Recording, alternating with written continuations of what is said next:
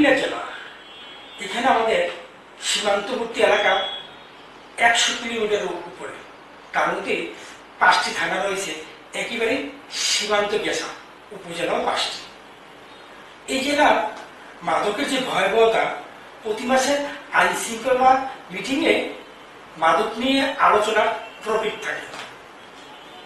এই জেলা এখন মাদকের জন্য একটা বিখ্যাত জেলা, যে জেলা রসমালাইয়ের জন্য বিখ্যাত, মাদক এখন এখানে একটা রমরমা কারবার। এই সমস্যা নিয়ে আজ কথা বলবো মাদক নিয়ন্ত্রণ অধিদপ্তর উপপরিচালকের সাথে। বাংলাদেশ মাদক উৎপাদনকারী দেশ নয়, বা বাংলাদেশ মাদক রপ্তানিও করে না।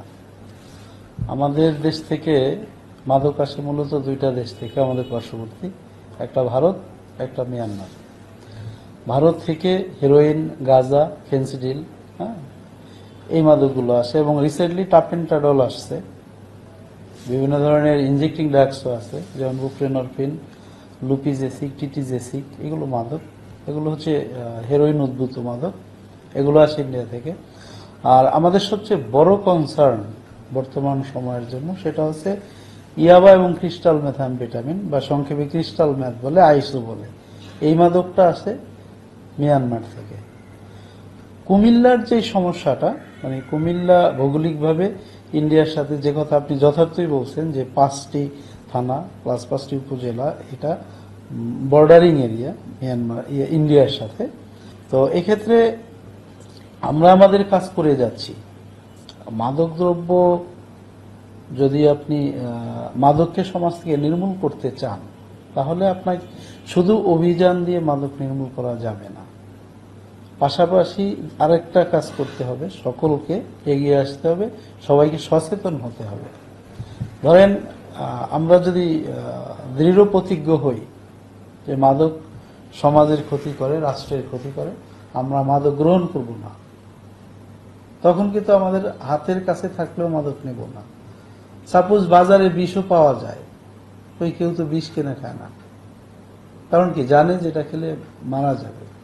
তো মাদকও এক ধরনের বিষ, এটাও বিষের চেয়েও ভয়ঙ্কর। বিষ তো খেলে তাৎক্ষণিক মারা যায়, কিছু সময়ের জন্য যন্ত্রণা ভোগ করে, বাট মাদক হচ্ছে ধুকে ধুকে মারে। এটা আমি বলবো বিষের চেয়েও অনেক বেশি পয়জনাস, বা বিষের চেয়েও বিষাক্ত।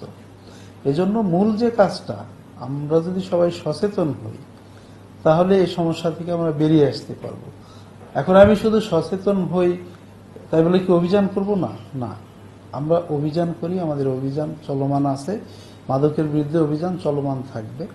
আমাদের মাদকদ্রব্য নিয়ন্ত্রণ অধিদপ্তরের যে জেলা সমূহ, জেলা কার্যালয় সমূহ 3টা ক্যাটাগরিতে বিভক্ত। কুমিল্লা এ ক্যাটাগরিভুক্ত। একটা এ ক্যাটাগরির জেলায় আমাদের জনবল থাকে, আমাদের অর্গানোগ্রাম বা সাংগঠনিক কাঠামো অনুযায়ী আমাদের জনবল 36 জন। আর কুমিল্লাতে আমার জনবল এই মুহূর্তে পদায়িত আছে 24 জন। এই 24 জনের মধ্যে আবার এনফোর্সমেন্ট কাজে যারা যেতে পারে, মামলা মোকদ্দমা করতে পারে, অভিযান করতে পারে, মাদক ব্যবসায়ীদের চেস করতে পারে, এমন জনবল আছে 19 জন। তাহলে আমি 19 জন নিয়ে মোটামুটি 18টি থানা, 17টি উপজেলার কুমিল্লায় মুভ করতেছি। তো সেই হিসাবে আমি কাজ করে যাচ্ছি। যেমন আমার গত মাসে মামলা হয়েছে 41টি, তার আগের মাসে হয়েছে 44টি। 41টি মামলা হয়েছে, আমার আসামি হয়েছে 49টি। আগের বার মামলা হয়েছে 44টি, আসামি 51 জন। মামলার চেয়ে আসামি বেশি, মানে মামলা হয়েছে আসামি নেই, এরকম কেস আমাদের রেয়ার বলবো কেন, বা এটা রেয়ারও হওয়ার কথা না, তারপরও হয়। ধরেন আমার টিম ধাওয়া করছে মাদক ব্যবসায়ীদের, মানে রেয়ারেস্ট অব দ্য রেয়ার বলবো, যে আসামি মানে পালিয়ে গেছে, এটা খুবই কম। ধরেন আপনি লাখে একটা হতে পারে। আইন শৃঙ্খলা রক্ষাকারী বাহিনী যথার্থভাবেই কাজ করে যাচ্ছে, তারা যথেষ্ট তৎপর। বিজ্ঞ আদালতের যদি রেফারেন্স দিয়ে বলি, পত্রিকার কোনো রিপোর্ট কিন্তু বিজ্ঞ আদালত কখনোই এভিডেন্স হিসেবে নেয় না। এর কারণ কি? কারণ পত্রিকার রিপোর্ট ধরেন অনেক সময় মিথ্যাও হতে পারে। হ্যাঁ, আবার যে পত্রিকা সত্য নিউজ করে না, নট দ্যাট, পত্রিকা সত্য নিউজও করে। হ্যাঁ, তো আমার আগের সহকর্মীর বিরুদ্ধে যে নিউজটা হয়েছে, হ্যাঁ, আমি নিউজটা দেখছি, ওটা আসলে বস্তুনিষ্ঠ কোনো সংবাদ না। আমার যেমন দায়িত্ব আছে, আপনাদের সবারই দায়িত্ব আছে। আপনাদের এই দায়িত্বটা হচ্ছে যারা আমাদের বা আপনাদের যারা কমিউনিটি আছে, আমাদের যারা জনসাধারণ আছে, এদেরকে সচেতন করা। আমাদের আর একটা কাউন্টার পার্ট অর্গানাইজেশন বা আমাদের sister organisation border guard Bangladesh নিয়ে আপনি যে কথা বললেন, তারাও কিন্তু তাদের রিকভারির যে একটা পরিসংখ্যান, এটা কিন্তু আইন শৃঙ্খলা মিটিং এ উপস্থাপন করেন যে যারা কি পরিমাণ মামলা করেন, কি পরিমাণ আসামি জব্দ করেন, ঠিক আছে, তারাও কিন্তু কাজ করেন, বসে নাই। যে আমার কার্যালয়ের কোনো কর্মচারী বা আমার কোনো স্টাফ যদি ন্যূনতম কোনো অপরাধে জড়িয়ে থাকে, আপনি আমাকে প্রমাণ দেন, আমি তার সর্বোচ্চ শাস্তি যাতে হয় আমার ঊর্ধ্বতন কর্তৃপক্ষকে আমি ওইভাবে লিখব।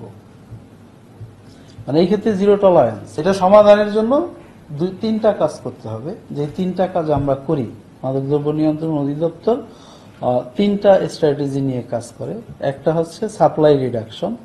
সাপ্লাই রিডাকশন হলো যখন বর্ডার ফাঁকি দিয়ে মাদকটা ঢুকেই পড়ে, তখন এটা যাতে জনগণের কাছে না যেতে পারে, এজন্য আমরা অভিযান করি সকল আইন প্রয়োগকারী সংস্থায়।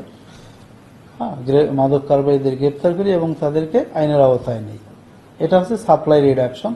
হার্ম রিডাকশন একটা টার্ম আছে, এটার অর্থ হলো যে মাদকাসক্ত যারা ইতিমধ্যে হয়ে গেছে, যারা মাদকের উপর নির্ভরশীল হয়ে গেছে, মাদকাসক্ত রোগী, আন্তর্জাতিকভাবে এদেরকে ড্রাগ ডিপেন্ডেন্ট পেশেন্ট বলে। তো এই পেশেন্ট যারা, এরাও কিন্তু আপনার আমাদের সমাজেরই অংশ, আমাদের কারোর ভাই, হ্যাঁ, কারো আত্মীয়। তো আমরা এদেরকে চিকিৎসার সেবার মাধ্যমে সমাজের মূল স্রোতে ফিরিয়ে আনার কাজটাও করে থাকি। তো মাদকাসক্ত একজনকে ধরে নিয়ে আমাদের অনেক সময় ইনফর্ম করলে আমরা তাকে যথার্থ পরামর্শ দিই। যেমন কুমিল্লাতে 13টা মাদকাসক্তি নিরাময় কেন্দ্র আছে। এখানে আসলে আমি আপনাকে বলি, তারা ব্যবসায়ী এরকম না। তাদের অধিকাংশ ক্ষেত্রে যেটা হয়, তারা এক সময় এডিক্ট ছিল, রিকভার্ড এডিক্ট ছিল। পরবর্তীতে তারা স্বাভাবিক লাইফে ফিরে এসে তাদের যে ভুক্তভোগী, তারা এই বেদনা থেকেই তারা অন্যকে চিকিৎসা করার জন্য তারা মোটামুটি এগিয়ে আসছে। আর সরকারি পর্যায়ে নিরাময় কেন্দ্র আছে 4টি, ঢাকাতে 1টি, রাজশাহী, চট্টগ্রাম আর হচ্ছে খুলনায়। আর আরেকটা বিষয় যেটা হচ্ছে ডিমান্ড রিডাকশন। আমার ওই 3টা স্ট্র্যাটেজির একটা, যে মাদকের প্রতি যাতে মানুষের চাহিদাটা না বাড়ে, বিভিন্ন ধরনের প্রচারণা করে। এই যে আপনার সাথে ইতিপূর্বে আমি বললাম যে আমরা মাদক বিরোধী টুর্নামেন্টের আয়োজন করতে যাচ্ছি। ইতিমধ্যে 2টা ম্যাচ অনুষ্ঠিত হয়েছে। আগামী 26 তারিখে আমাদের চূড়ান্ত ম্যাচ অনুষ্ঠিত হবে। এখানে কি হিউজ গ্যাদারিং হয়।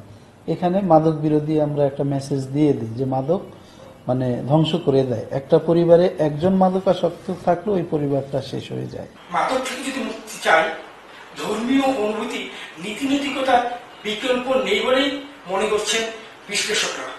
বাহার রায়হান, সমসংবাদ, কুমিল্লা।